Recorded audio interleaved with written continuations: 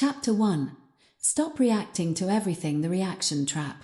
Imagine your mind is a high-end, sophisticated piece of technology.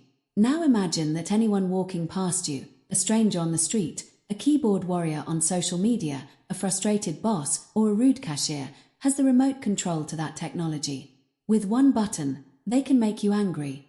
With another, they can make you feel insecure. With a third, they can ruin your entire afternoon. If this sounds familiar, you are caught in the reaction trap. Most people in the modern world have completely surrendered their power. They live in a state of constant, reflexive output. They don't act, they react. When you react instantly to a stimulus, you are essentially saying to the world, I have no center. I have no filter. My internal state is entirely dependent on what you do to me. Emotional resilience is the process of taking back that remote control.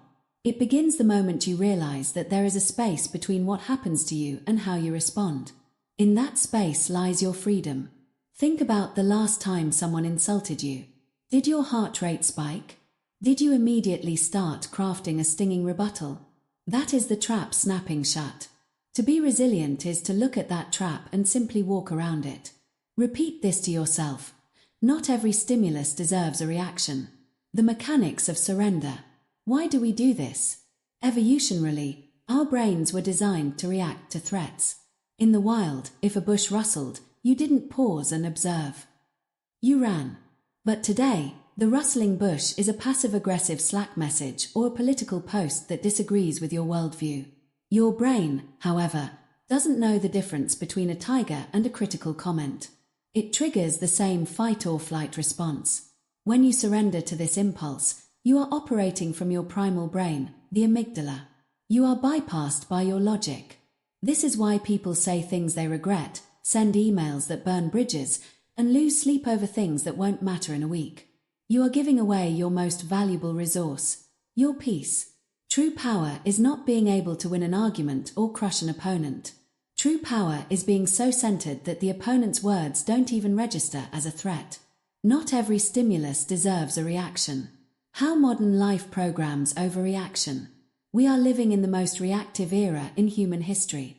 We are not just dealing with our neighbors and co-workers. We are dealing with the collective anxiety of the entire world, delivered directly to our palms 24 hours a day.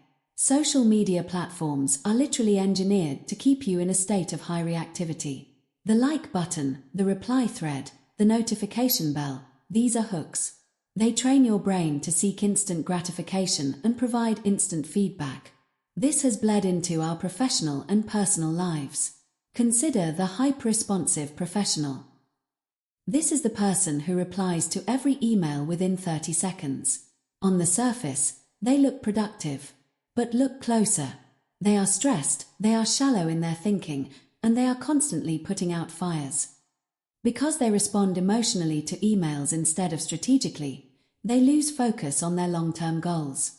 They are reacting to the loudest voice, not the most important one. Our notifications have trained us to be dogs in a Pavlovian experiment. The phone pings, and we salivate with anxiety. We have been programmed to believe that a quick response is a good response. It is not. Often, a quick response is an unthinking response. The cost of the instant response. Every time you react emotionally to a triviality, you pay a resilience tax. You drain your mental battery. By the time a real crisis happens, a health scare, a financial loss, a family emergency, you have nothing left in the tank. You've spent all your strength arguing with a stranger about a movie or getting frustrated by a slow driver. Resilient people understand that their energy is a closed system. They are emotional misers. They do not spend their outrage on things that do not pay dividends. If you want to be unshakable, you must stop being so available for every conflict that comes your way. Not every stimulus deserves a reaction. The discipline of the pause. So, how do we break the habit of a lifetime? We introduce the discipline of the pause. Viktor Frankl, a psychiatrist and Holocaust survivor who knew more about resilience than perhaps anyone else, famously noted that between stimulus and response, there is a space. In that space is our power to choose our response. The most practical tool you can use starting today is the 5-second pause rule. When you feel that familiar heat in your chest, that need to snap back, to defend yourself, or to hit send on a nasty comment, stop. Count to 5. In those 5 seconds, you are moving the blood flow in your brain from the reactive amygdala to the rational prefrontal cortex. You are taking the remote control back. During those 5 seconds, ask yourself 3 questions. Does this actually affect my life in 1 year? Is my reaction going to improve the situation or just satisfy my ego? Am I reacting to the person, or am I reacting to my own insecurity? By the time you hit 5, the chemical spike of anger or fear has usually begun to subside. You are no longer a puppet. You are an observer, practicing the pause in real life. Let's look at a real-world example. You're in a meeting, and a colleague takes credit for your work. Your ego screams. You want to interrupt, to embarrass them, to claim your territory. This is the stimulus. The old you would have reacted instantly, perhaps looking bitter or aggressive to the rest of the room. The resilient you uses the 5-second pause. You breathe. You observe the colleague's insecurity, because only an insecure person steals credit. You decide to address it later, calmly and with documentation, or you choose to let your long-term results speak for themselves. You remain the calmest person in the room. When you do this, you realize that you didn't lose by not reacting. You won. You maintained your dignity. You kept your heart rate low. You stayed in control. The mantra for the week. As you go through your day-to-day, treat every annoyance as a test. The slow elevator, a test. The rude driver, a test. The critical comment from a spouse, a test. Your goal isn't to fix these things. Your goal is to see how long you can go without giving them a piece of your mind. See how much power you gain by simply saying nothing. Every time you feel the urge to react, visualize a shield in front of you. The words or events hit the shield and drop to the floor. They don't touch you. You are the commander of your silence.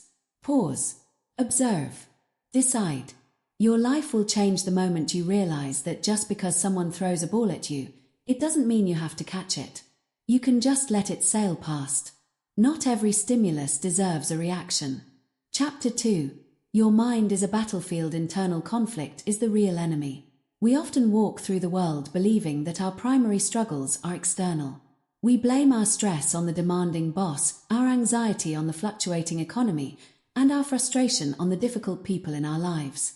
We treat life like a series of external fires that we must constantly scramble to extinguish.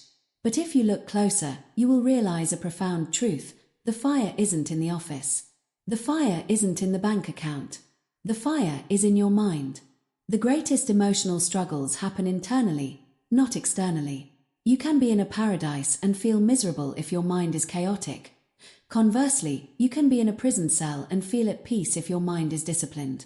Emotional resilience is the recognition that the world can only provide the material for your experience, but your mind is the architect that builds the structure. Your thoughts can either stabilize you or sabotage you. Most of us are currently living with a saboteur in the driver's seat. We spend our days entertaining what-if scenarios that never happen. We replay past embarrassments like a horror movie on a loop. We take a small piece of criticism and weave it into a grand narrative about our own inadequacy. We suffer more in imagination than in reality. The battlefield is the 6 inches of space between your ears. If you win the war there, the world outside becomes secondary. You are not your thoughts, you are the commander of them. The nature of mental sabotage. Why does the mind seem to work against us? To understand resilience, you must understand that your brain is not designed to make you happy. It is designed to keep you alive. It is a survival machine. It is constantly scanning for threats, looking for what is wrong, and preparing for the worst-case scenario. In the modern world, this survival mechanism has become a glitch.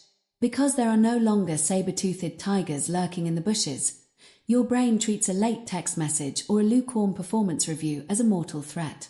It begins to narrate a story of disaster. I'm going to get fired.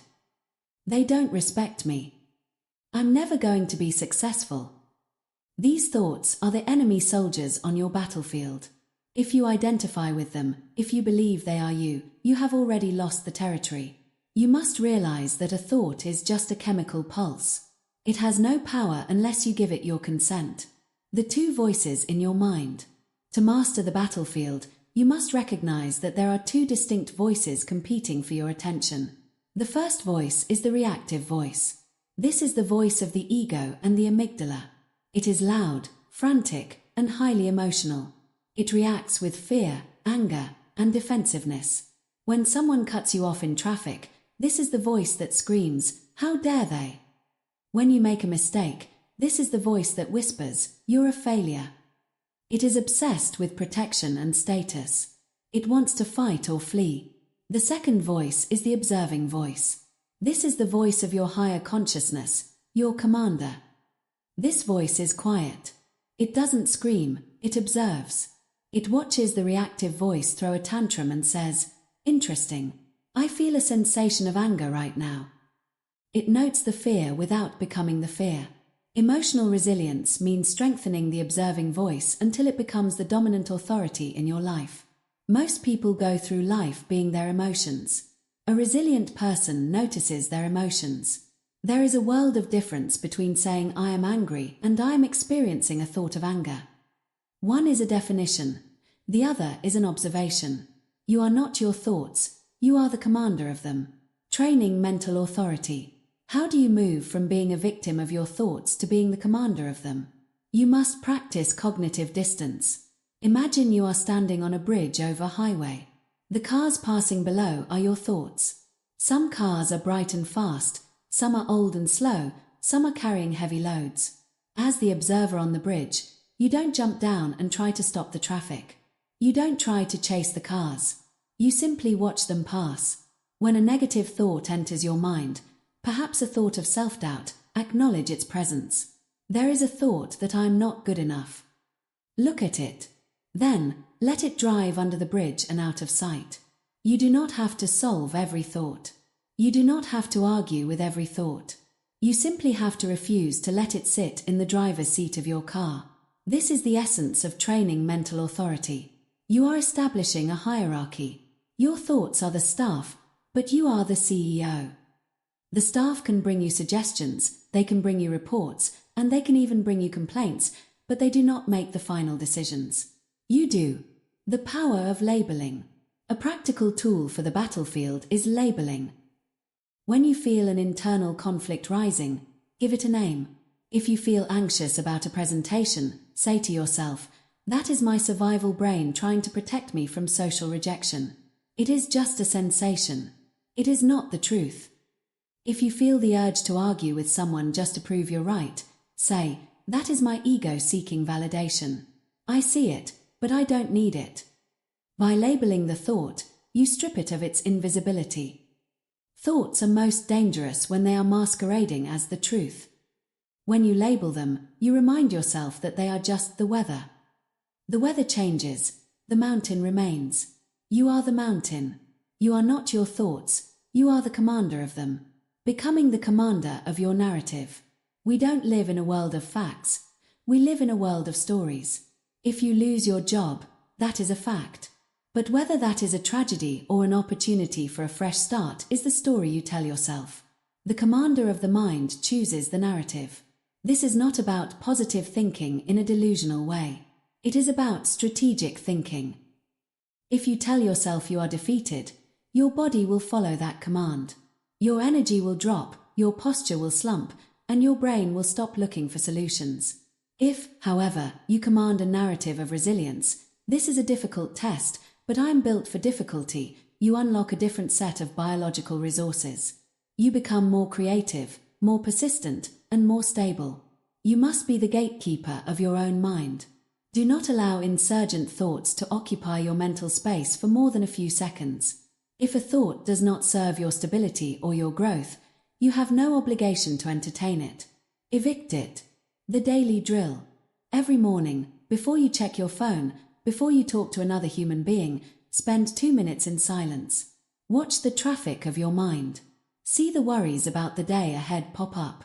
See the lingering thoughts from yesterday appear. Point to them.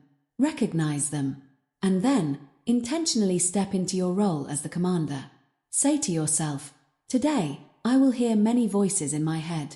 I will feel many emotions in my body, but I am the one who decides which ones I follow. I am the authority here. The battlefield of the mind is never fully won. It is a daily defense. But with every hour that you spend observing rather than reacting, your mental muscles grow stronger. The noise of the world becomes quieter because you have found the silence within. You are not your thoughts, you are the commander of them. Chapter 3. Detach from what you cannot control. The control illusion. Imagine you are standing on the shore of a vast, turbulent ocean. You are holding a heavy bucket, and you are desperately trying to scoop up the waves, hoping that if you work hard enough, if you strain your muscles long enough, you can make the water stay still. It sounds absurd. It sounds like the definition of madness. And yet, this is exactly how most people live their emotional lives. We spend our days trying to scoop up the uncontrollable. We try to control what our co-workers think of us. We try to control the fluctuating economy. We try to control the traffic, the weather, the political climate, and the inevitable passage of time. When the water inevitably slips through our fingers, we don't realize the futility of our actions. Instead, we get angry. We get anxious. We become exhausted. The control illusion is the belief that your happiness is dependent on the world bending to your will. It is the greatest source of human misery. Emotional resilience is not the ability to control the storm. It is the wisdom to realize that the storm does not require your permission to exist. Resilience grows when you stop fighting the waves and start focusing on the rudder of your own boat.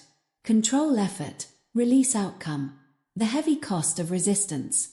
Every time you try to control something that is fundamentally outside of your power, you pay a vitality tax. You are essentially taking your limited supply of life energy and throwing it into a black hole. Consider the person who spends their entire weekend fuming because a flight was cancelled. They cannot change the weather. They cannot fix the airplane engine. They cannot force the airline to fly. By resisting the reality of the situation, they haven't solved the problem. They have simply added a layer of emotional suffering to a logistical inconvenience. They are now double suffering, once because of the delay, and once because of their own internal rage. Detachment is the antidote to this suffering. Detachment is not a sign of weakness or apathy. It is a sign of high-level intelligence. It is the realization that your internal state is too valuable to be traded for things you cannot change. The 3 categories of life. To master the art of detachment, you must categorize every event in your life into one of 3 buckets. Bucket 1. Things you control. This is a very small bucket. It contains your thoughts, your intentions, your words, and your actions. It contains the effort you put into your work and the character you show to the world. This is the only place where your energy has a 100% return on investment. Bucket 2. Things you influence. This bucket contains things like your health, your reputation, and your relationships. You can influence your health by eating well, but you cannot control a sudden illness. You can influence your reputation by being a person of integrity, but you cannot control what a liar says about you behind your back. You can influence a relationship by being kind, but you cannot control how the other person feels. Here, you do your best, but you remain prepared for any result. Bucket 3. Things you must release. This bucket is massive. It contains the past, the weather, the decisions of the government, the stock market, and the secret thoughts of every person you meet. In this category, your only job is total, radical acceptance. Emotional resilience grows when you stop pouring your energy into bucket 3 and double down on bucket 1. Control effort, release outcome. The power of strategic detachment. Detachment is often misunderstood as not caring. In reality, detachment is the most effective way to achieve a goal. Think of a professional archer. If the archer is obsessed with the outcome, if they are thinking about the trophy, the prize money, or what the crowd will think if they miss, their hand will shake. Their focus is split between the present moment and a future result they cannot fully control. However, a resilient archer practices strategic detachment. They focus entirely on the things they control: their stance, their breathing, the tension of the string, and the point of aim. They release the arrow with total presence. Once the arrow leaves the bow, the archer is detached. Wind may blow it off course. A bird might fly in its path. These are bucket 3 problems. Because the archer focused on the process rather than the prize, they are more likely to hit the target, and even if they miss, their internal peace remains unshaken. In your life, be the archer. Do the work. Prepare the presentation. Speak your truth. Give your love. But once the arrow is released into the world, let go of the need for it to land exactly where you planned. Relinquishing the need for approval. One of the hardest things to detach from is the opinions of others. We are social creatures, and we are hardwired to want to be liked. But other people's opinions are the ultimate bucket 3 variable. You could be the most perfect person in the world, and someone would still find a reason to dislike you. If your emotional stability is tied to external validation, you are a hostage. You are essentially saying, I will be okay only if you agree that I am okay. This is a position of extreme fragility. Strategic detachment means you listen to feedback for its utility, but you do not let it define your worth. You realize that what someone thinks of you is a reflection of their filters, their past, and their insecurities, not a reflection of your reality. When you detach from the need for approval, you gain a superpower. You become impossible to manipulate. Control effort, release outcome. The practice of radical acceptance. How do we detach in the heat of the moment? We use the phrase, "It is what it is." This isn't a phrase of defeat, it is a phrase of power. It is an acknowledgement of reality.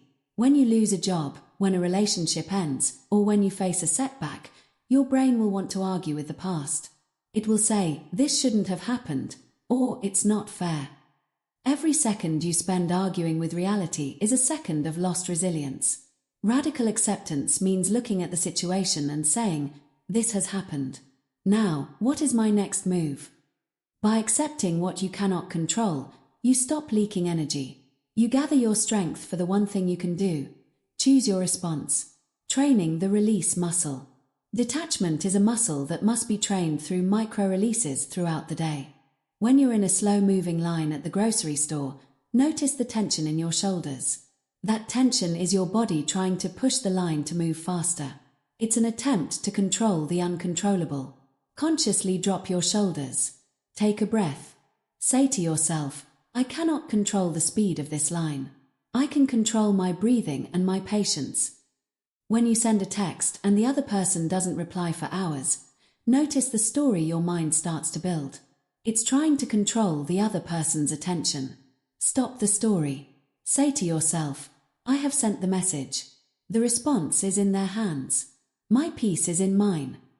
The more you practice these small releases, the easier it will be to detach when the big storms arrive. You will find that you have more energy, more focus, and a profound sense of inner quiet. The freedom of the unshakable. There is a deep, quiet joy that comes from realizing you don't have to carry the world on your shoulders. You are not responsible for the rain. You are only responsible for whether or not you carry an umbrella. When you detach from outcomes, you become a person of action rather than a person of anxiety.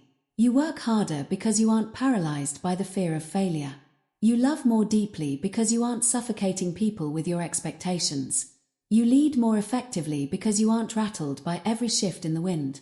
The world cannot touch a person who wants nothing from it. When you are content to simply do your best and let the universe handle the rest, you are truly free. Control effort, release outcome. Chapter 4. Emotional discipline is a daily practice. Resilience is not personality, it is training.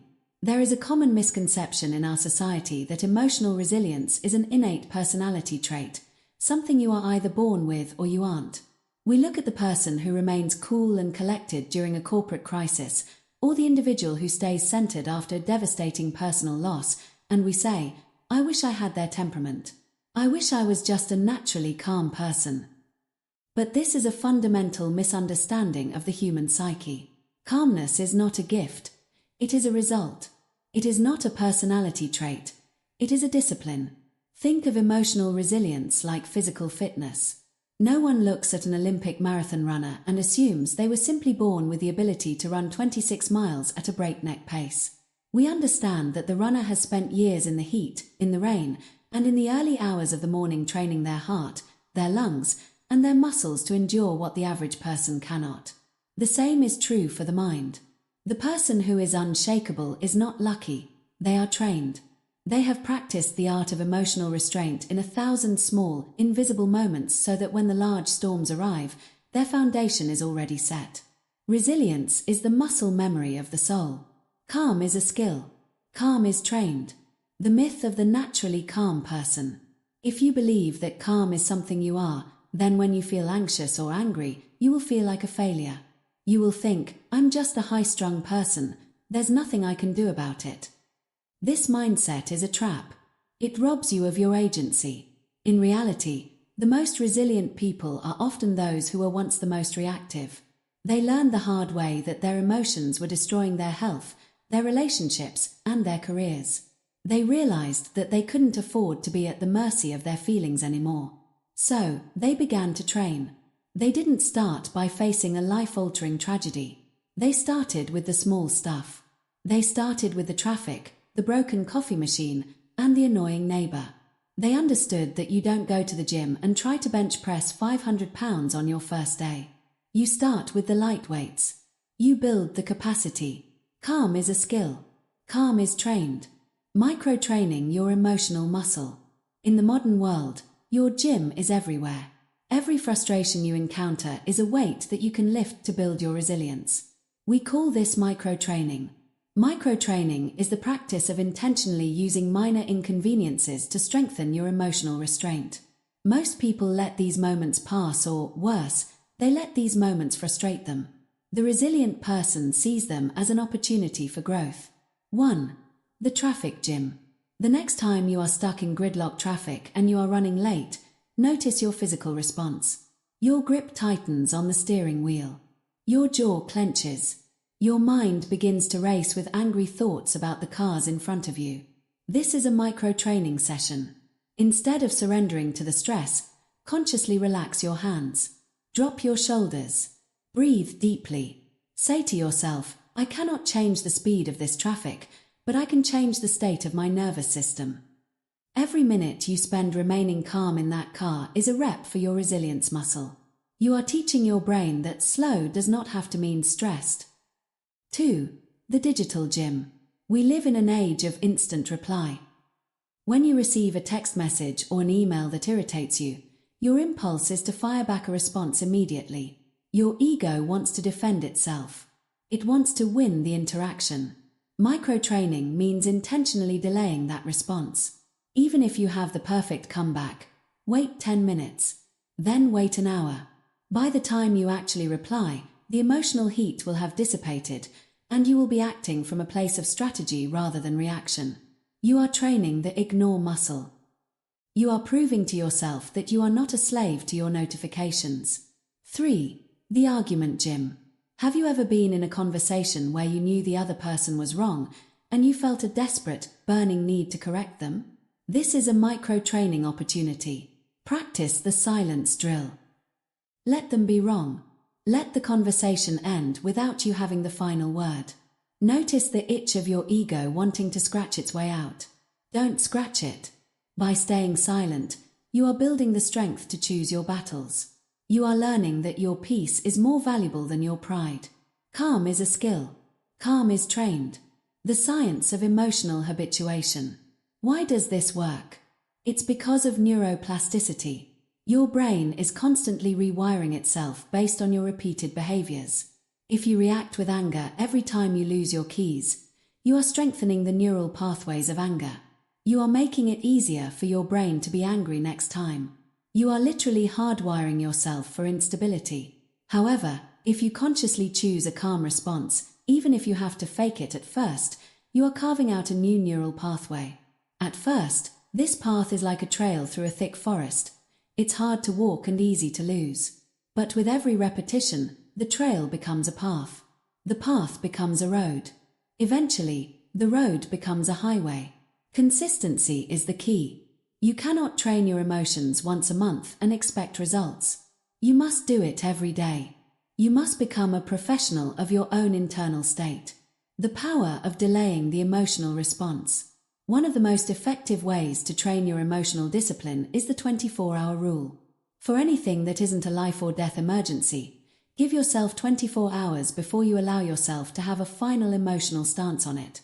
If someone insults you, tell yourself, I am allowed to be upset about this tomorrow, but for the next 24 hours, I will remain neutral. What you will find is that by the time 24 hours have passed, the emergency has usually evaporated. The intensity of the feeling has dropped by 80%. By delaying the response, you have bypassed the reactive brain and allowed the logical brain to take over. This is the difference between a person who is emotional and a person who has emotional intelligence. Calm is a skill. Calm is trained. Repetition builds identity. The ultimate goal of daily practice is not just to act calm, it is to become calm. Every choice you make is a vote for the person you want to become. If you repeatedly choose restraint, you eventually stop thinking of yourself as someone who is trying to stay calm. You begin to think of yourself as someone who is calm. This is an identity shift. When you see yourself as a resilient person, your behavior becomes automatic. You don't have to try to stay calm in a crisis any more than a master pianist has to try to find the right keys. You have done it so many times in practice that your body knows what to do when the lights go up. But you cannot get to the performance without the practice. You cannot get to the identity without the repetition. The daily emotional audit. To make this practice real, you must hold yourself accountable. At the end of every day, perform a daily emotional audit. Ask yourself, where did I lose my cool today? What was the trigger? Did I pause before I reacted? How can I handle that weight better the next time I lift it? Do not judge yourself for your failures. If you went to the gym and dropped a weight, you wouldn't quit the gym. You would just adjust your form. Treat your emotional slips with the same clinical detachment. I reacted poorly to that email. Interesting. Tomorrow, I will practice the 5-second pause in that same situation. The calm advantage. In a world that is becoming increasingly frantic, loud, and reactive, the person who has trained their calm has a massive competitive advantage. In business, the calm person makes better decisions and commands more respect. In relationships, the calm person provides stability and fosters deeper trust. In personal health, the calm person has lower cortisol, better sleep, and more energy. Everything in your life gets better when you stop being a victim of your feelings and start being a master of your discipline. It won't happen overnight. It won't be easy, but it is the most important training you will ever undergo. As you move through the rest of this day, remember that every annoyance is a gift. Every inconvenience is a training session. Every trigger is a chance to prove that you are the commander of your own mind. Calm is a skill. Calm is trained. Chapter 5. The silent strength of self-control. Why loud reactions signal weakness. There is a pervasive myth in our culture that volume equals power. We see it in movies, in political debates, and in toxic workplaces. The person who screams the loudest, who slams their fist on the table, or who delivers the most cutting, aggressive insult is often perceived as the strong one. We have been conditioned to believe that an emotional explosion is a show of force. In reality, the opposite is true. An emotional explosion is not a show of strength, it is a confession of weakness. It is a public demonstration that you have reached your limit. It is the moment you admit that an external event or another person's words have successfully bypassed your defenses and hijacked your nervous system. When you lose your temper, you are essentially telling the world, I am no longer in control of myself. This situation is now the master of me. Think of a high-pressure steam pipe. As long as the pipe is strong, the steam stays inside, performing its function with immense, silent pressure. The moment the pipe bursts and the steam hisses out loudly in every direction, the pressure is lost. The power is gone. The noise is simply the sound of failure. In the same way, your emotional energy is most powerful when it is contained and directed. When you leak that energy through shouting, crying in frustration, or reacting with impulsive aggression, you are losing your pressure. You are becoming less effective, less respected, and less powerful. Control the room by controlling yourself. The anatomy of the reaction. Why do we feel the urge to be loud when we are challenged? It stems from a primal, defensive instinct. When our ego feels threatened, our body prepares for a physical fight. Our voice rises to intimidate the opponent. Our movements become erratic and big to occupy more space. But we no longer live in a world where physical intimidation solves modern problems.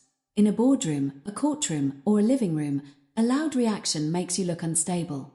It signals to others that you are fragile, that you can be easily manipulated by pushing the right buttons.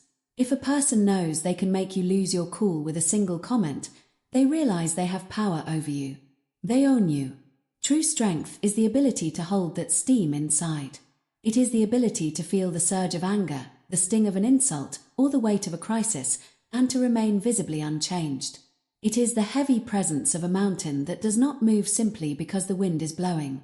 The power of quiet stability. If loud reactions signal weakness, then quiet stability is the ultimate signal of authority. Consider the most influential people you have ever met. Often, they are not the ones who speak the most or the loudest. They are the ones who possess a quiet gravity. When things go wrong, they don't scramble. They don't raise their voices. They sit back, they observe, and they speak only when they have something of substance to say. This is the power of the anchor. In any group setting, whether it's a family, a business team, or a social circle, people instinctively look to the most stable person when chaos hits. If you are the one who remains calm while everyone else is panicking, you become the de facto leader. You don't have to ask for authority. It is granted to you by the room because your stability is a rare and valuable resource. The person who can sit in silence while being insulted possesses a level of self-mastery that is terrifying to an aggressor. Silence is a mirror. When someone attacks you and you remain calm and silent, you force them to look at their own ugliness. Your lack of reaction makes their overreaction look ridiculous. You maintain the high ground by simply refusing to descend into the mud with them. Control the room by controlling yourself. The strategic use of silence. Silence is not just a lack of noise, it is a strategic tool. In negotiation, silence is a weapon. Most people are deeply uncomfortable with quiet. If you ask a question and then remain silent, the other person will often keep talking just to fill the void, often revealing more than they intended. In conflict, silence provides you with the observation advantage. While the other person is busy shouting and reacting, you are busy collecting data.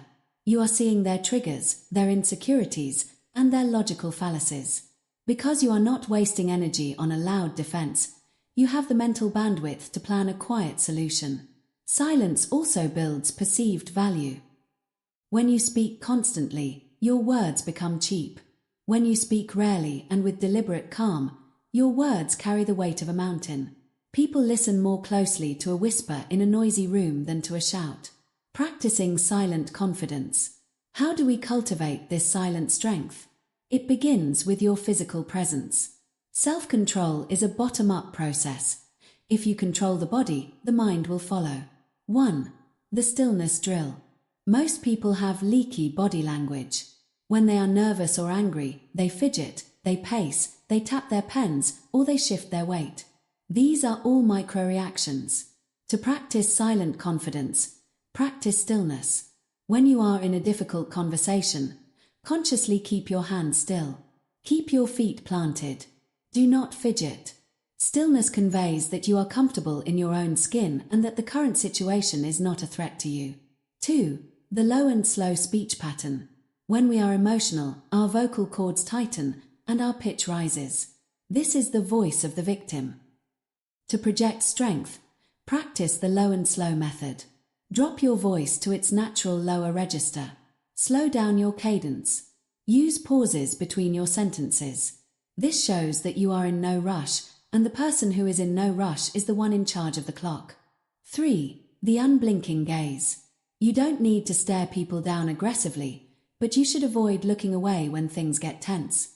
A steady, calm gaze communicates that you are processing the situation without fear. It shows that you are present. When someone is trying to provoke you, look at them with the same detached curiosity you would use to study a strange insect. This detachment is your shield. Control the room by controlling yourself. The inner fortress. Silent strength comes from having what the Stoics called an inner fortress. This is a place inside your mind where no one else's opinion or actions can reach. If your self-worth is built on the shifting sands of other people's approval, You will always be loud and defensive because you are constantly trying to protect that fragile ego. But if your self-worth is built on your own internal standards, on your integrity, your discipline, and your character, then what others say doesn't matter. When you have an inner fortress, you realize that an insult is just a noise. A crisis is just a set of facts. Neither can enter your fortress unless you open the gate. Silent strength is the act of keeping that gate closed. You can listen to the noise outside, you can analyze the threat, and you can decide on a course of action, all while remaining perfectly at peace behind your walls.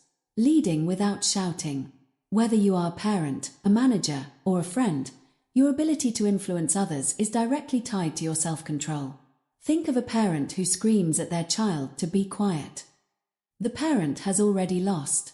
They are demonstrating the very behavior they are trying to stop. They have lost the moral authority of the interaction. Now, think of a parent who kneels down, looks the child in the eye, and speaks in a very quiet, very firm, and very calm voice. That parent is in total control. The child feels the weight of that calm. The same applies to leadership. A leader who panics and blames their team when a project fails is a leader who will soon be ignored. A leader who takes a breath, accepts the reality of the failure, and calmly asks, "What is our next step?" is a leader people will follow into the fire. Your silence is a gift to those around you. In a chaotic world, people are desperate for an anchor. By controlling your own reactions, you provide that anchor. You become the stable center around which everything else revolves. Control the room by controlling yourself. The exercise, the 24-hour silence challenge. To build this muscle, I want you to try a silence challenge. For one full day, make it your goal to be the person who speaks the least in every room you enter. Listen twice as much as you speak. When someone says something you disagree with, don't correct them immediately. Just nod and say, "I see." When you feel an impulse to complain about the weather or the news, catch the words and hold them. Observe how much more you learn when you aren't talking. Observe how people begin to react to you differently. Notice the power you feel when you realize that you don't have to share your opinion to be important. As you go through this challenge, repeat your mantra. Let it be the quiet drumbeat behind your actions.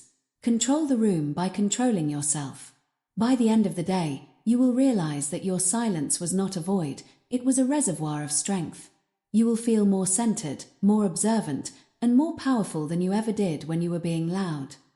Strength is not found in the noise of the explosion. It is found in the silence of the fuse that refuses to light. Control the room by controlling yourself. Chapter 6. Pain is training for emotional strength. Discomfort is not the enemy. We live in an age of unprecedented comfort. We can have food delivered to our door with a tap on a screen. We can control the temperature of our homes to the exact degree. We have endless entertainment to distract us from even a moment of boredom. Our modern world is designed to move us away from pain and toward pleasure as quickly and efficiently as possible. Because of this, we have developed a dangerous allergy to discomfort. We have come to view any form of pain, whether it is physical, emotional, or psychological, as a sign that something is wrong. We see pain as a malfunction in the system of life.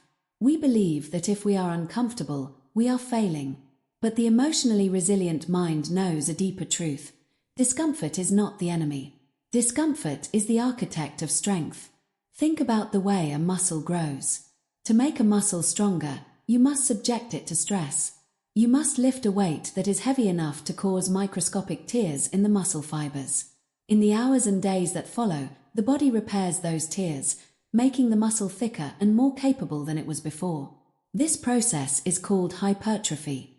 Without the pain of the resistance, the muscle would atrophy. It would waste away into fragility.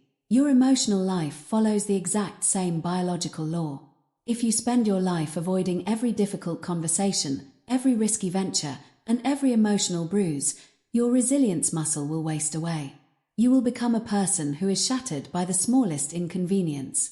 To be unshakable, you must stop running from the fire and start realizing that you are the metal being forged within it.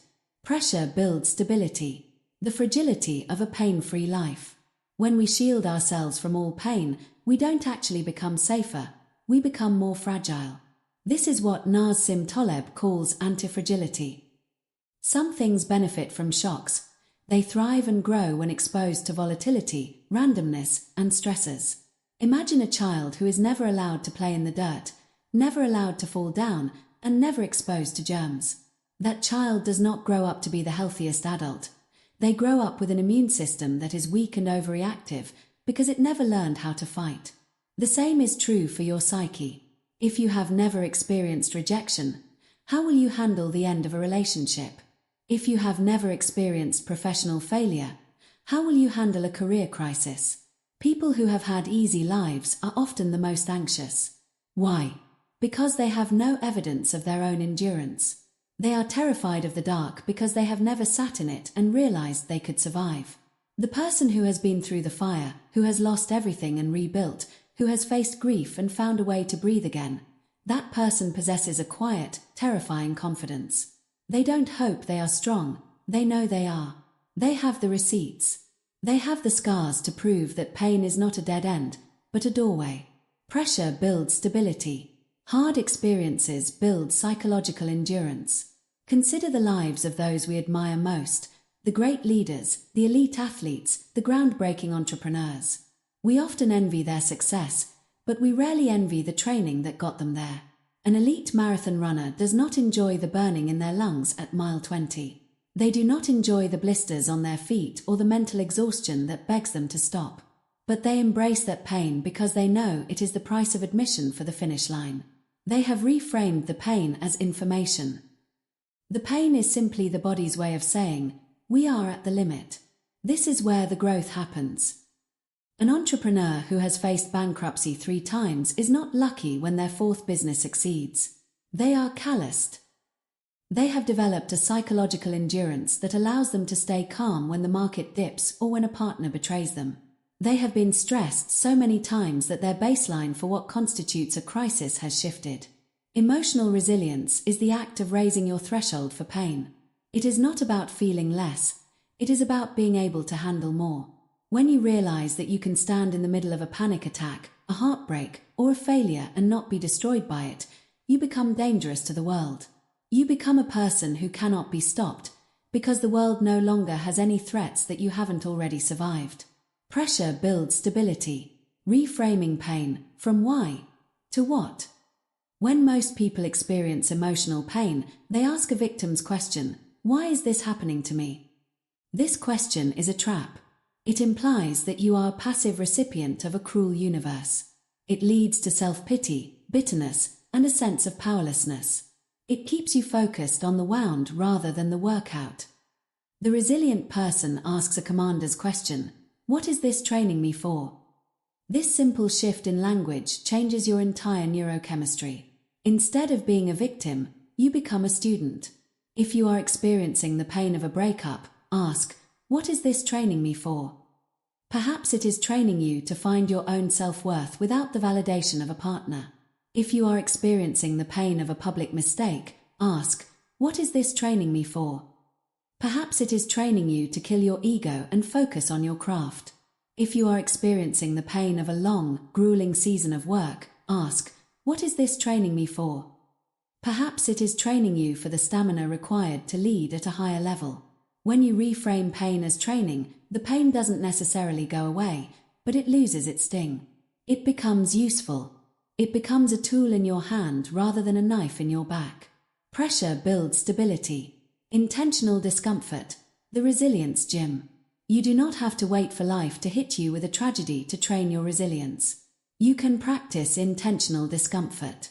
This is the practice of voluntarily seeking out small, manageable forms of pain to keep your emotional callus fresh. If you always take the easy path, you will be soft when the path gets hard. 1. Physical resilience training. One of the fastest ways to the mind is through the body. Take a cold shower. Not because it's refreshing, but because your brain will scream at you to turn the water to warm. By staying under the cold water, you are practicing the pause. You are proving to your amygdala that just because you feel a threat, the cold, it doesn't mean you have to react. You are training yourself to be comfortable being uncomfortable. 2. Social resilience training. Go somewhere alone where you feel slightly out of place. Strike up a conversation with a stranger where there is a risk of an awkward silence. Ask for a discount at a store that doesn't usually give them, knowing the answer will likely be no. These are microdoses of social rejection. By experiencing the sting of a no or an awkward moment and realizing that you didn't die, you build the strength to be your authentic self in higher stakes environments. 3. Cognitive resilience training. Read a book or listen to a podcast that completely contradicts your worldview. Don't do it to find flaws in their argument. Do it to sit with the pain of being challenged. Most people live in echo chambers because they cannot handle the emotional discomfort of being wrong. By intentionally exposing yourself to opposing ideas, you train your mind to remain stable even when your core beliefs are under fire. Pressure builds stability. The alchemy of suffering. There is a concept in psychology called post-traumatic growth. It is the phenomenon where individuals who have undergone a major life crisis emerge not just recovered, but fundamentally better than they were before.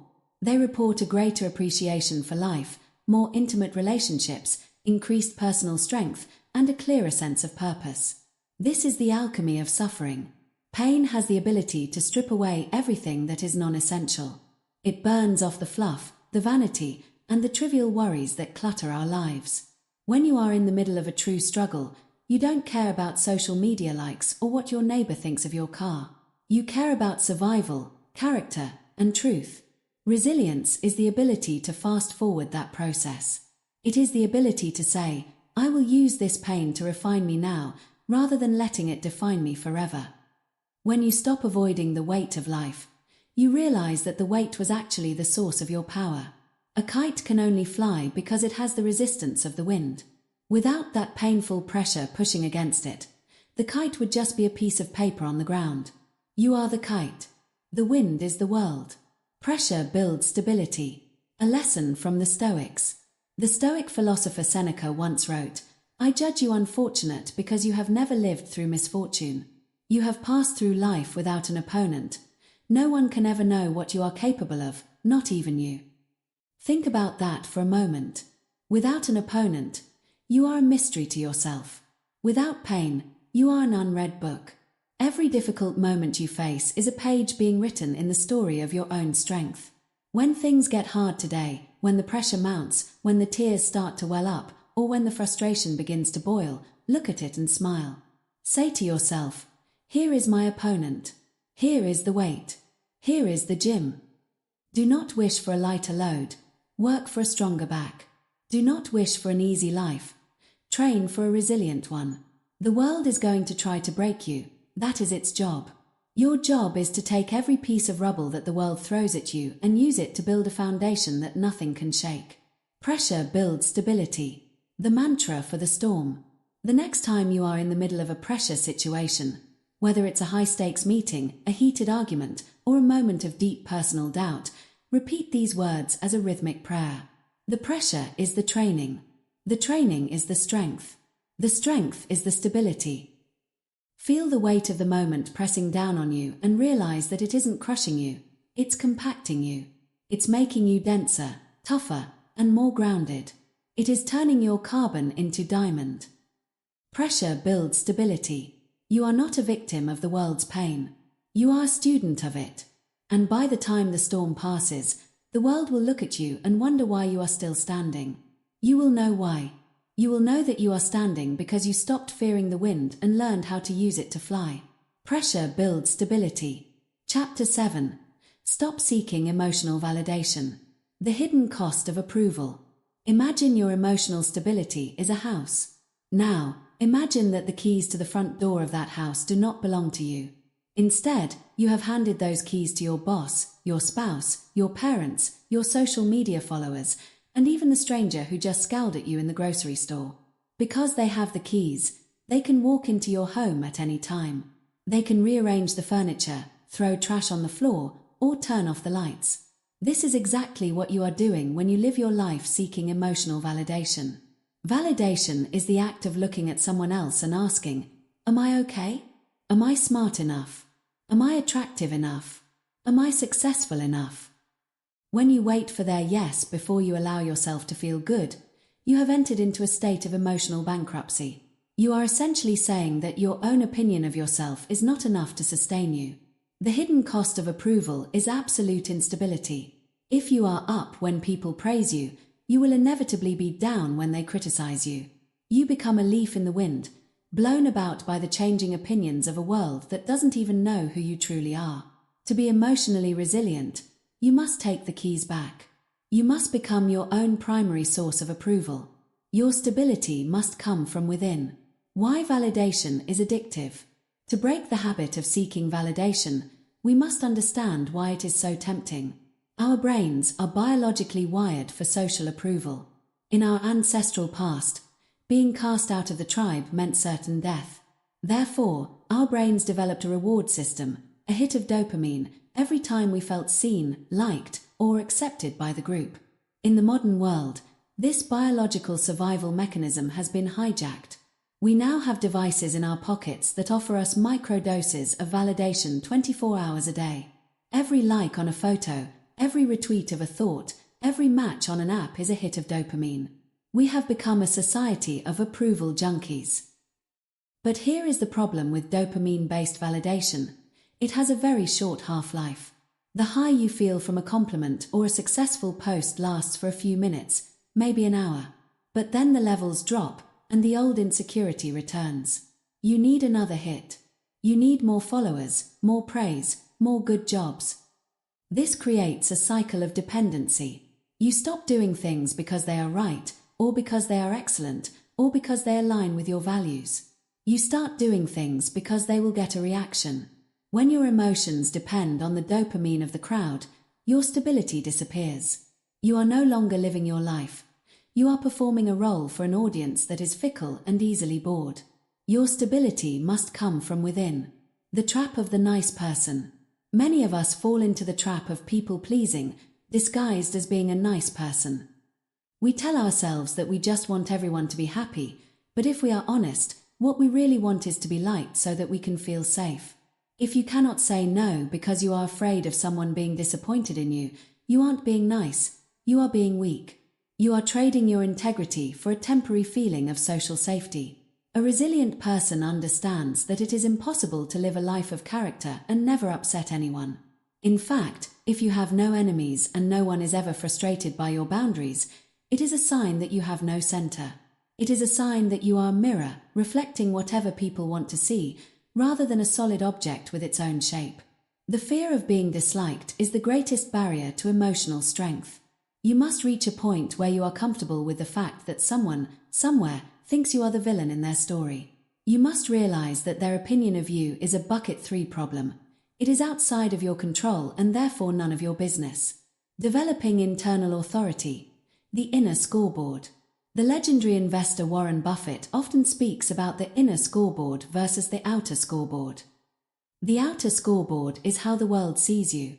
It is your title, your bank account, your fame, and your reputation. The inner scoreboard is how you see yourself. It is your knowledge of whether you did your best, whether you stayed true to your principles, and whether you acted with courage when no one was watching. Resilience is the decision to live entirely by the inner scoreboard.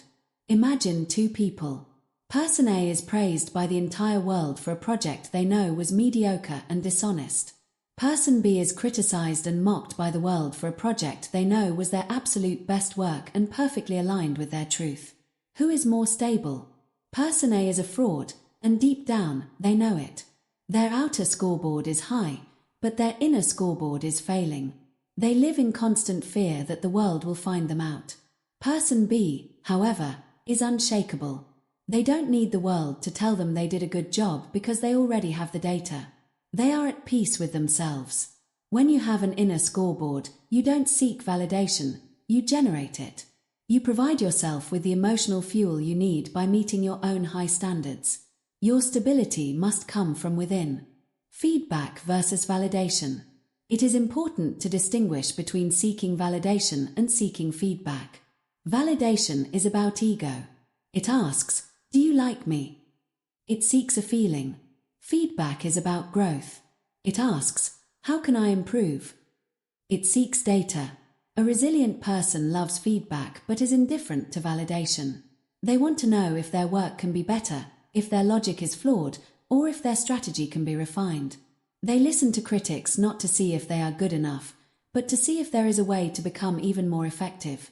If someone says, "Your presentation was boring," the validation seeker is crushed. They feel like a failure. The resilient person, however, looks at the comment and asks, "Is that true? Was the data unclear? Was the delivery too slow?" If it's true, they use it to improve. If it's just a mean-spirited comment, they discard it. In either case, their internal stability remains unchanged. The practice: starving the approval monster. To break the addiction to validation, you must put yourself on an approval fast. You must intentionally starve the part of your ego that craves the like. 1. The secret good deed exercise. For the next week, do something kind or impressive every day, and tell absolutely no one about it. Don't post it on social media. Don't mention it to your partner. Don't even hint at it. The goal is to feel the pressure of wanting to tell someone so you can get that good job hit, and then to hold that pressure until it turns into internal satisfaction. You are proving to yourself that the act itself is the reward, and that you don't need a witness to be valid. 2. The no explanation rule. When you set a boundary or make a decision that you know is right, stop over-explaining yourself. When we over-explain, we are usually begging for the other person to say, "Oh, I understand, you're doing the right thing." We are seeking their permission. Practicing resilience means saying, "I can't make it to that event," or "I've decided to move in a different direction," and leaving it at that. You don't need them to agree with your reasons for your reasons to be valid. 3. The digital detox. If you find yourself checking your notifications the moment you wake up, you are starting your day by asking the world for permission to feel good. Stop. Set a validation window. Only check your social media or your non-essential messages at a specific time in the afternoon. Spend the first 4 hours of your day building your inner scoreboard through work, meditation, or exercise. Build your own fire before you go out and ask the world for a match. Your stability must come from within. The freedom of being nobody. There is a strange and beautiful freedom that comes when you stop trying to be somebody in the eyes of others. When you stop trying to curate a perfect image, a perfect career, or a perfect life for the public, you realize that you have a massive amount of energy that was previously being wasted. You no longer have to worry about losing your status, because your status isn't something people gave you, it's something you built inside yourself. You can be bold. You can be weird. You can be honest. You can take risks that others wouldn't dare take, because you aren't afraid of the embarrassment of failure. To the person who seeks validation, failure is a death sentence because it means the world's opinion of them will drop. To the resilient person, failure is just a data point on the way to mastery. The mirror and the mountain. Think of the opinions of others like a weather pattern moving across a mountain. Sometimes the weather is sunny and warm, praise. Sometimes it is a violent, freezing storm, criticism. If the mountain were to look at the weather to decide what it was, it would be constantly confused. It would think it was sunny one day and stormy the next. But the mountain doesn't care about the weather. It is made of rock.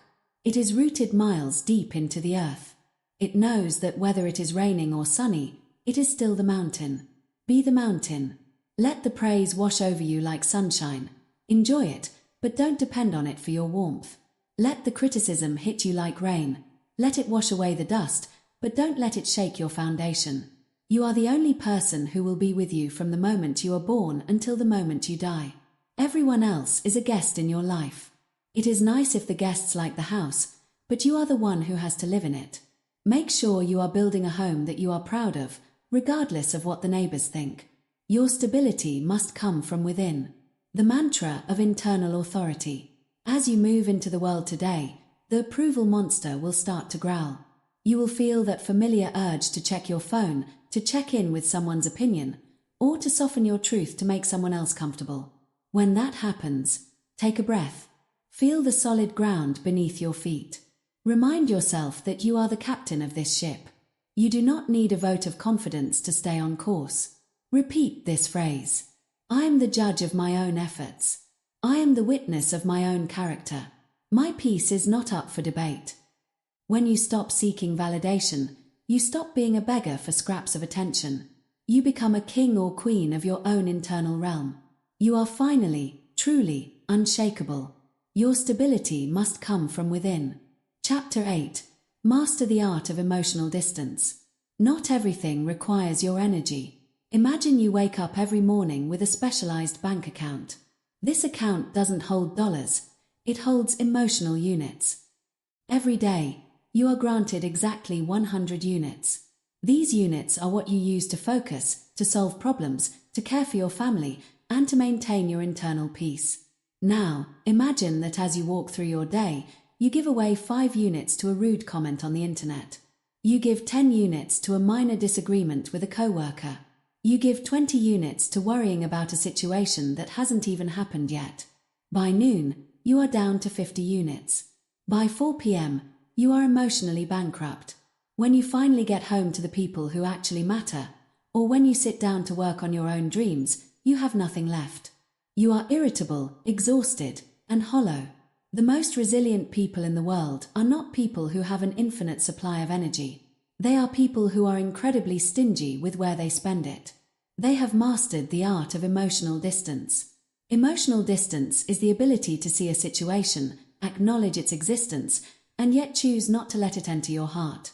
It is the realization that just because you are aware of something doesn't mean you are responsible for it, and it certainly doesn't mean you have to feel something about it. In a world that is constantly screaming for your attention, distance is your greatest defense. Distance protects discipline. The strategic withdrawal principle. There is a pervasive idea in our culture that we must lean into everything. We are told to be engaged, to be informed, and to speak our truth at every opportunity. But if you lean into every conflict, you will eventually fall over. Strategic withdrawal is the intentional decision to step back from situations that offer no return on emotion. It is the realization that not every argument is worth winning. In fact, most arguments are not worth having at all. Think about the last time you got into a heated debate online or with a relative who has no intention of changing their mind. Did you feel better afterward? Did the world change? No. You simply burned 30 emotional units for zero gain. You were baited into a trap, and you walked right in. Strategic withdrawal means you recognize the trap before you step in it. It is the power to say, I see what is happening here, and I am choosing to stay out of it. This is not giving up. This is a tactical retreat to preserve your strength for the battles that actually have stakes. When you withdraw emotionally, you aren't losing the fight. You are refusing to play a game that has no prize. Distance protects discipline. The unopened gift analogy. There is a famous story about the Buddha being insulted by a man who was angry and bitter. The man shouted at the Buddha, calling him names and questioning his character. The Buddha simply sat in silence. Finally, the man asked, "Why don't you fight back? Why don't you say something?" The Buddha replied, "If you offer someone a gift and they do not accept it, to whom does the gift belong?" The man said, "It belongs to me, the giver." The Buddha nodded. "Exactly. I do not accept your insult. It remains with you." This is the essence of emotional distance. When someone is rude to you, when a client is demanding, or when a critic is harsh, they are offering you a gift of stress and anger. If you react, you have accepted the gift. It is now yours. It is in your body, affecting your blood pressure and your mood. But if you maintain distance, if you look at the insult with detached curiosity and refuse to take it personally, the gift stays with the sender. You remain light and free. They remain burdened by their own negativity. You win by simply being unreachable. Dealing with emotional vampires. We all have emotional vampires in our lives. People who seem to thrive on drama, complaining, and crisis. They don't want solutions. They want witnesses to their suffering. They want to pull you into their chaotic orbit. When you lack emotional distance, you become their battery. You listen to their complaints, you feel their stress, and you try to fix their problems. But because they don't actually want to change, you find yourself drained while they move on to their next victim. Mastering distance means implementing the grey rock method. When dealing with high conflict or draining people, you become as uninteresting as a grey rock. You don't argue. You don't offer deep emotional empathy. You give short, neutral responses. I see. That's an interesting perspective.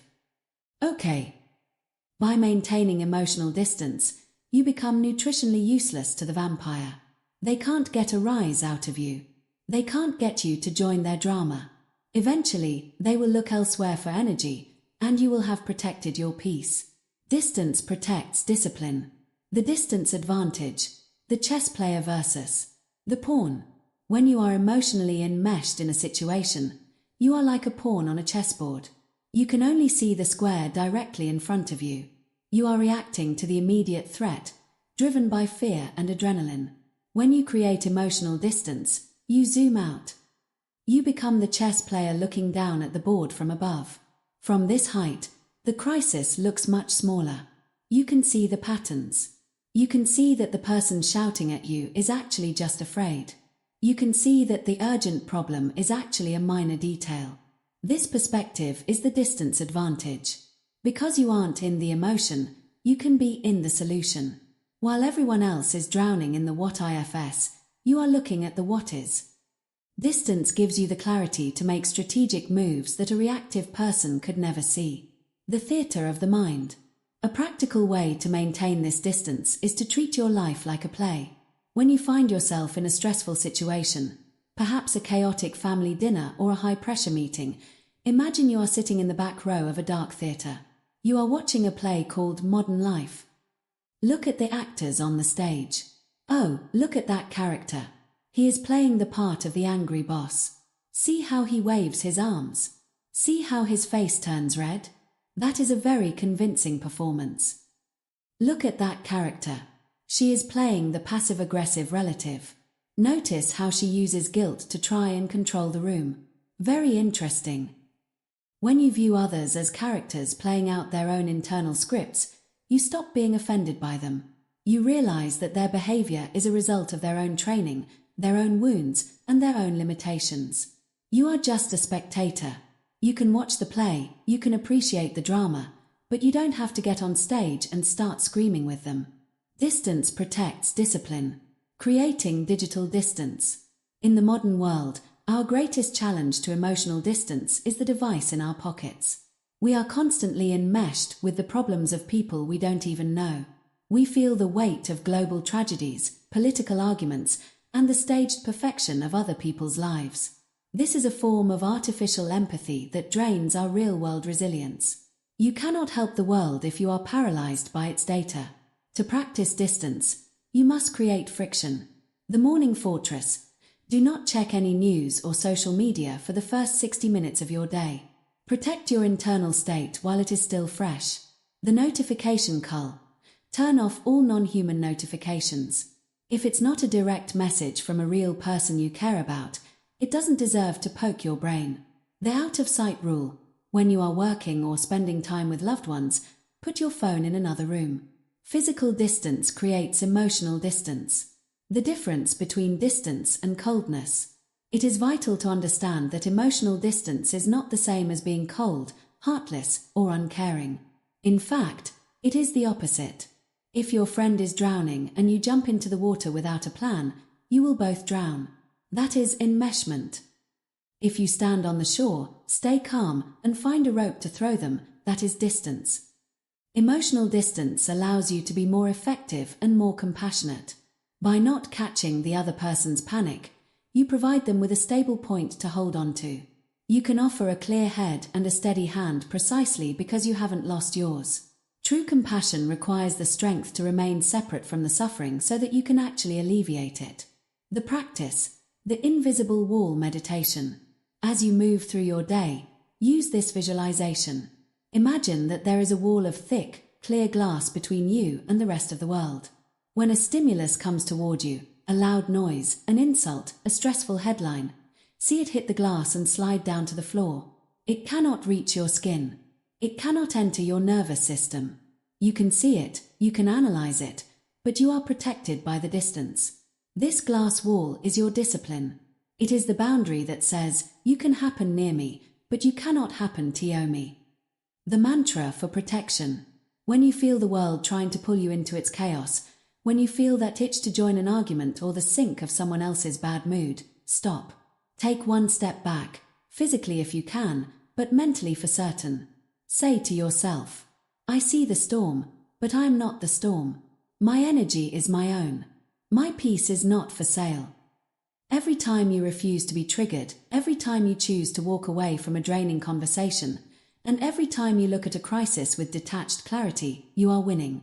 You are keeping your emotional units for the things that build your life, your legacy, and your joy. The world will always be loud. It will always be demanding. It will always be messy. But you don't have to be. You can walk through the fire and not smell of smoke. You can live in the world and not be of the world. It all begins with the choice to stay back. Distance protects discipline. Chapter 9. Train your nervous system for calm. Your body controls your emotions. For most of this book, we have discussed the power of the mind, how to frame your thoughts, how to detach from outcomes, and how to govern your internal narrative. But there is a hidden reality to emotional resilience that many people overlook. You cannot think your way out of a physiological state. Have you ever tried to reason with yourself during a full-blown panic attack? Have you ever tried to tell yourself to just be calm when your heart is hammering against your ribs, your palms are sweating, and your breath is shallow? It rarely works. This is because, in those moments, your rational brain, the prefrontal cortex, has been taken offline. Your survival brain, the amygdala, has seized the controls. Emotional stability is not only psychological, it is physiological. Your nervous system is the hardware upon which the software of your mind runs. If the hardware is overheating, the software will glitch. To be truly unshakable, you must stop treating your mind and body as separate entities. You must learn to speak the language of your nervous system. The nervous system doesn't understand positive affirmations when it thinks it's being hunted by a predator. It understands oxygen, muscle tension, and heart rate. If you want to steady your mind, you must first learn to slow your body. Slow the body, steady the mind. The autonomic seesaw, sympathetic versus parasympathetic. To master your physiology, you must understand the two branches of your autonomic nervous system. Think of them like the gas pedal and the brake pedal of a car. The sympathetic nervous system is your gas pedal. This is the fight or flight response.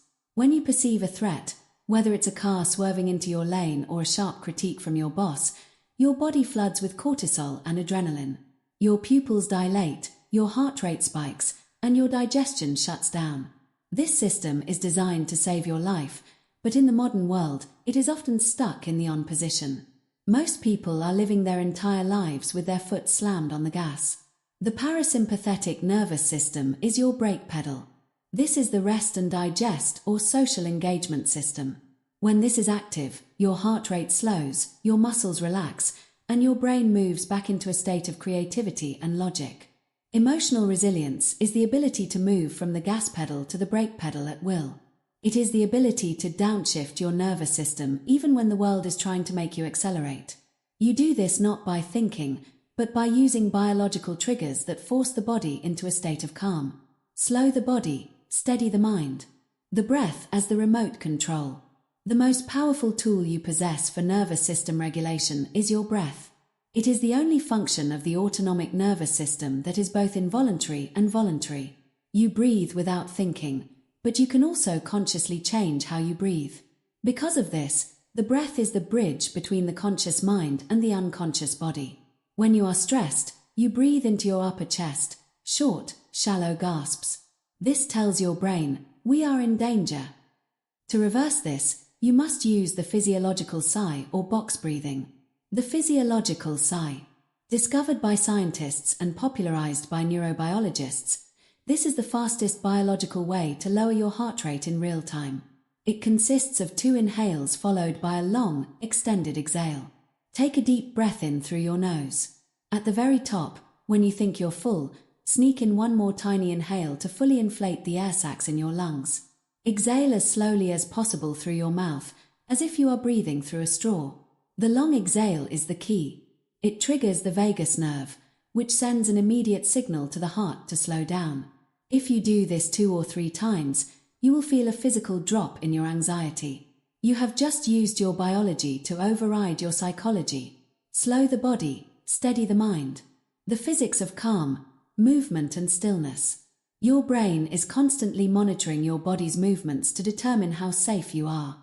If you are moving erratically, fidgeting, or rushing, you are sending danger signals to your nervous system. 1. Deliberate slowness. When you are under pressure, your natural instinct is to speed up. You talk faster, you walk faster, and you move your hands with more urgency. This creates a feedback loop of stress. Resilience means doing the opposite. Practice deliberate slowness. When a crisis hits, intentionally move at 80% of your normal speed. Pick up your coffee cup slowly. Walk to the meeting with measured steps. By moving as if you are calm, you trick your nervous system into believing that there is no immediate threat. 2. The power of the gaze. Our eyes are a direct extension of our brain. When we are stressed, we develop foveal vision, a narrow, laser-like focus on the threat. This is why you can stare a hole through a screen when you're angry.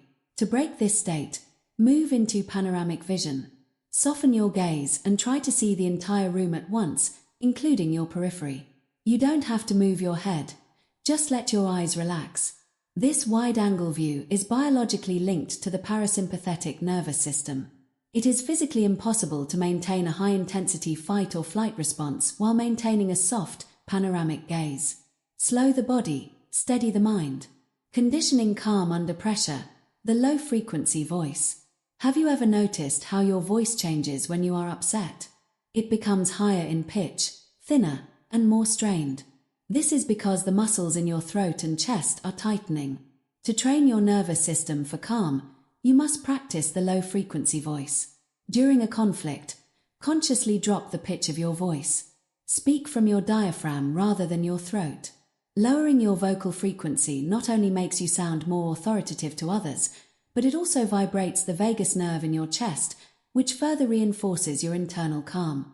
When you speak slowly and at a lower pitch, you are asserting dominance over your own biology. You are telling your body, I am the commander here. We are not afraid. The vagus nerve, your inner highway of calm. The vagus nerve is the longest nerve in your body, running from your brainstem down to your abdomen. It is the information superhighway of the parasympathetic nervous system. About 80% of the fibers in the vagus nerve are afferent, meaning they send signals from the body up to the brain. This is why body-up techniques are so much more effective than mind-down ones. If your vagus nerve is sending a calm signal from your lungs, your heart, and your gut, your brain has no choice but to agree. You can stimulate the vagus nerve through cold exposure. Splashing ice-cold water on your face or the back of your neck triggers the mammalian dive reflex, which instantly drops your heart rate. Humming or chanting. The vibrations in the back of the throat stimulate the vagus nerve directly. Deep gut breathing. Expanding your belly as you breathe pushes against the diaphragm, which in turn massages the vagal pathways. Slow the body, steady the mind. Conditioning the reflex. The fire drill. You cannot learn to swim while you are drowning. Similarly, you cannot learn nervous system regulation in the middle of the most stressful day of your year. You must condition the reflex during your normal hours. Spend 5 minutes every morning practicing your calm response system. Sit in a chair. Practice 5 rounds of the physiological sigh. Practice looking at the room with panoramic vision. Practice speaking a few sentences in your low and slow voice. By doing this daily, you are creating a Pavlovian link between these physical actions and a state of peace. Eventually, when you find yourself in a high-stress environment, simply taking one sigh or softening your gaze will automatically trigger your nervous system to downshift. You are building a switch that you can flip at any time. The identity of the slow responder. In our modern world, fast is often equated with competent. We praise the fast thinker, the fast talker, and the fast mover. But in the realm of emotional resilience, fast is often fragile. The most powerful person in any chaotic environment is the one who responds the slowest. Not because they are dim-witted, but because they are deliberate. They take the time to process the data, regulate their nervous system, and choose a response that is strategic rather than reactive. When you train your nervous system for calm, you stop being a ping-pong ball that is bounced around by the environment. You become the bowling ball. You have weight. You have density. You have momentum. No matter how many pins, problems, life throws at you, you move through them with a heavy, quiet, and unstoppable force. Slow the body, steady the mind. The physics of presence. True presence is a physiological state. It is a body that is relaxed and a mind that is alert. Most people are the opposite, a body that is tense and a mind that is distracted. If you can master your nervous system, you can walk into any room and change the vibe just by being there. Humans are co-regulating species. We unconsciously pick up the nervous system state of those around us. If you are truly, biologically calm, you will find that the people around you begin to calm down as well. Your resilience becomes contagious. This is the ultimate strength of the modern world warrior. While everyone else is burning out their adrenals and living in a state of frantic overstimulation, you are moving with the steady, rhythmic power of the deep ocean. The final practice.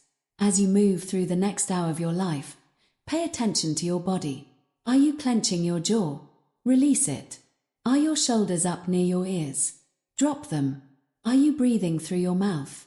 Switch to your nose. Is your gaze fixed narrowly on your phone? Look up and see the room. Do not wait for a reason to be calm. Be calm as a matter of biological discipline. The world will try to speed you up. It will try to tighten your chest and shorten your breath. It will try to hijack your eyes and your ears. Let it try. You have the remote control. You have the breath. You have the gaze. You have the stillness. Slow the body, steady the mind. Chapter 10. Become unshakable. Resilience is a lifestyle. We have journeyed through the architecture of the modern mind. We have explored the discipline of the pause, the battlefield of internal thoughts, the power of strategic detachment, and the biological hacks of the nervous system. But as we reach this final chapter, we must address a fundamental truth. Emotional resilience is not a break glass in case of emergency toolkit. It is not something you do when things go wrong. Resilience is a lifestyle. It is a way of being. It is the steady, quiet accumulation of 1,000 small choices made when nobody is watching and when nothing is seemingly at stake. Many people treat self-improvement like a fire extinguisher. They only reach for it when they feel the heat of a crisis. But if you wait until your life is on fire to practice resilience, you will find that the extinguisher is empty. You cannot build a fortress while the enemy is already at the gates. You build the fortress in the sun, stone by stone, so that when the siege begins, you are already safe. To be unshakable means that you have integrated these practices into your daily character. It means that calm is no longer an effort. It is your default setting. It is the result of consistent behavior over time. You don't try to be resilient anymore. You simply are resilient because you have trained your mind and body to reject any other state. Unshakable people are built through disciplined reactions. The identity shift, from doing to being. There is a massive psychological difference between someone who is trying to remain calm and someone who is a calm person. When you are trying, you are in a state of constant struggle. You are fighting against your old habits, your old triggers, and your old self. You are white-knuckling your way through a crisis, hoping you don't snap. This is exhausting, and eventually, exhaustion leads to a relapse into old, reactive behaviors. The identity shift happens when you stop fighting your reactions and start redefining who you are. Think of a person who is trying to quit smoking. If they are offered a cigarette and they say, "No thanks, I'm trying to quit," they still identify as a smoker who is struggling. The temptation is high. But if they say, "No thanks, I'm not a smoker," the choice is already made. There is no struggle because the action of smoking is inconsistent with their new identity. In the same way, you must reach the point where you say, "I am not a reactive person. I am the eye of the storm." When you make this shift, your perspective on chaos changes. Instead of seeing a crisis as a threat to your peace, you see it as an environment in which you naturally thrive. You are the calmest person in the hospital waiting room. You are the steadiest hand in the crashing market. You are the quietest voice in the heated argument. You do this not to impress others, but because being anything else would be a betrayal of the person you have become. Unshakable people are built through disciplined reactions. The eye of the hurricane. A hurricane is one of the most destructive forces on Earth. It carries winds of 200 miles per hour, capable of leveling cities and uprooting ancient trees. But at the very center of that violence, at the eye, there is a circle of perfect, eerie calm. The sun is shining. The wind is still. The eye is not fighting the hurricane. It is the center around which the hurricane revolves. The unshakable person is the eye of the hurricane. As you move through the modern world, the winds will always be there. There will always be economic shifts, political unrest, workplace drama, and personal loss. You cannot stop the hurricane. You cannot reason with the wind. But you can choose to be the center. When you are the eye, you don't absorb the chaos. You observe it. You see the debris flying past, you see the clouds, and you see the fear in others, but you remain untouched. From this center, you have a level of clarity that no one else possesses. You can see the path out of the storm because you aren't blinded by the rain. This is the ultimate goal of emotional resilience, to be the person who provides the still point for the rest of the world. Handling the great storms of life. Up until now, we have talked a lot about micro-training, the traffic, the rude emails, the social media comments. But what about the great storms? What about the death of a loved one? The end of a 20-year marriage? A devastating medical diagnosis? It is a mistake to think that resilience means you don't feel pain. To be unshakable is not to be a statue. Even the eye of the hurricane is part of the storm. When a great loss hits, you will feel the weight. You will feel the grief. You will feel the sting. The difference is that the unshakable person does not let the pain turn into destruction. A reactive person meets a great storm and allows it to level their entire life. They become bitter, they turn to addictions to numb the pain, they lash out at those they love, and they lose their sense of self. They become the storm. A resilient person meets a great storm and says, "This is the heaviest weight I have ever lifted. It is painful. It is hard. But I am built for this."